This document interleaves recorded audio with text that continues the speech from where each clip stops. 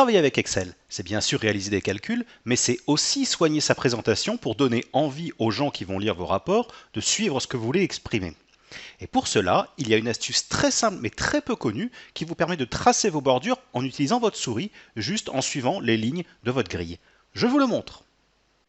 Pour vous présenter cet outil de traçage des bordures grâce à la souris, je vais partir d'un document que j'ai récupéré sur le web, où comme vous pouvez le constater, le traçage des bordures est quasiment inexistant, ou quand il existe, il est très mal fait, et en plus ça déborde sur les autres colonnes.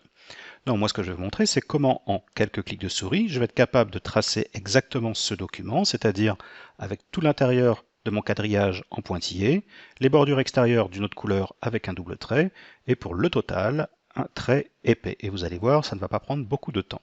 Alors je vais repartir de mon document initial, celui-ci, et je vais ajouter à ma barre d'accès rapide ici des menus très importants, parce que probablement vous connaissez certainement les options de traçage des bordures qui sont ici, mais beaucoup moins cet outil, le fameux traçage des bordures qui se trouve en bas du menu déroulant.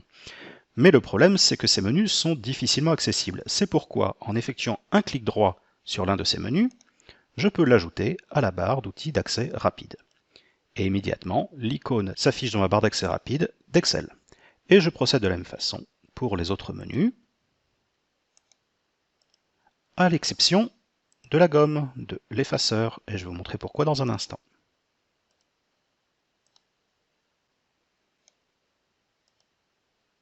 Voilà, mes 4 menus sont maintenant en place, mais maintenant, comment fonctionne-t-il? Eh bien, c'est très simple. Si je prends le premier, le traçage des bordures extérieures, quand je clique dessus, immédiatement, mon interface Excel s'est transformée et la croix du curseur s'est transformée en un pinceau. Si maintenant je sélectionne une zone avec la souris, eh bien, immédiatement, je trace les bordures extérieures de cette zone sélectionnée. Et si j'avais cliqué sur l'autre icône, donc à savoir le traçage de la grille, et bien maintenant, quand je clique, toutes les cellules de ma zone ont maintenant la bordure. Quelle bordure? Eh bien celles qui sont définies ici, soit avec une couleur, que je vais changer par exemple ici, le rouge, et je vais changer de style pour prendre par exemple ici le trait épais. Et maintenant quand je sélectionne, j'ai très simplement tracé un cadre avec toutes les lignes maintenant bordure épaisse rouge. Alors pourquoi est-ce que je n'ai pas sélectionné le menu effacer? Eh bien tout simplement parce que quand l'un de ces deux menus est activé, il suffit d'appuyer sur la touche majuscule, et comme vous pouvez le constater, le pinceau s'est transformé en une gomme, et tout simplement comme ceci, toute ma zone maintenant a les bordures effacées. C'est cette technique que je vais utiliser pour effacer toutes les bordures déjà existantes, et ici,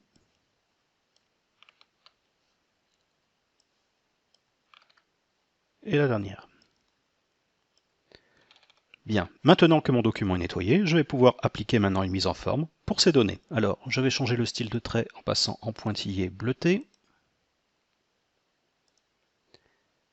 comme ceci. Maintenant, je vais m'attaquer aux bordures, donc en double trait et en orange. Et je choisis l'option bordure extérieure. Cette fois-ci, je trace uniquement les bordures extérieures. Alors on peut constater un problème sur ce document, c'est la colonne C qui ne sert strictement à rien. Donc je vais rebasculer en mode Excel, donc je sélectionne sur l'une de ces icônes, je sélectionne ma colonne, CTRL- pour la supprimer. Et de nouveau, je reprends l'option ici pour tracer le dernier cadre comme ceci. Ne pas oublier d'effacer les traits en trop, donc de nouveau j'appuie sur la touche Shift, et il me suffit tout simplement de cliquer sur le trait que je veux effacer pour immédiatement le retirer. Le dernier point qui me reste à tracer, c'est ici la ligne des totaux en trait épais.